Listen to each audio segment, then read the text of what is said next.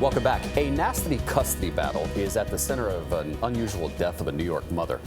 Michele Neurauter, a mother of three, was found dead in her home from an apparent suicide. It happened back in August of 2017. But an upstate New York district attorney investigated whether Michele's former husband, Lloyd, could have convinced her daughter to help murder her mom. Erin Moriarty reports this week for 48 Hours.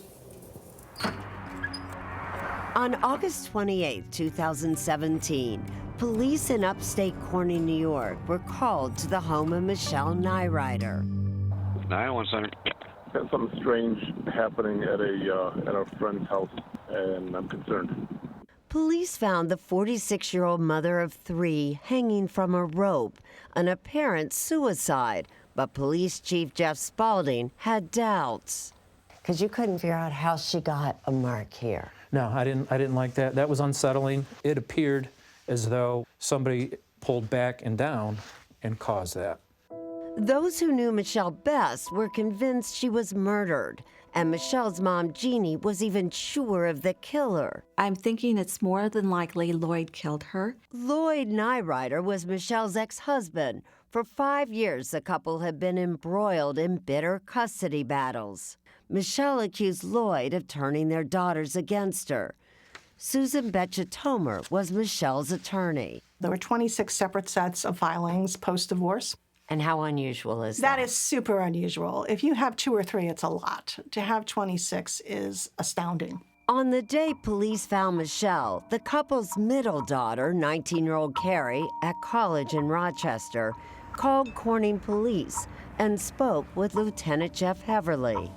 My friends called me earlier today and told me about my mom, and that she, I'm sorry. It's okay. Take your time. They called and told me that my mom hung herself. Carrie told investigators that over the weekend, her father, Lloyd, helped her move into her college apartment and that he had spent all night at this hotel. But when police checked the hotel video, they actually see Lloyd getting into Carrie's car and not returning until early the next morning. We don't see Lloyd all night long. Here it is 6:30 in the morning, and here he comes onto the camera. He still appears to be wearing the same clothes that he had on the night before. Police soon begin listening in on phone calls between father and daughter, and what they hear makes them even more suspicious. I'm freaking out. Me too. If Lloyd did kill Michele, did he somehow convince Carrie to help him? You think she was brainwashed? I really think she was brainwashed. Brainwash. Erin joins us now here on set. What do you mean by that question? Well, I've got to tell you, this was a new one for me. There's actually a name for it. It's called parental alienation, and it's more than bad-mouthing a kid, a parent to the child. It is actually a campaign over time where you're actually reprogramming the way your child feels. So one parent does it to the other parent and really kind of reprograms the child to devalue that other parent. You think a jury buys that, though? Well, you know what? At first I thought, oh, jury's not going to believe it. But jurors are normal people who go through divorces.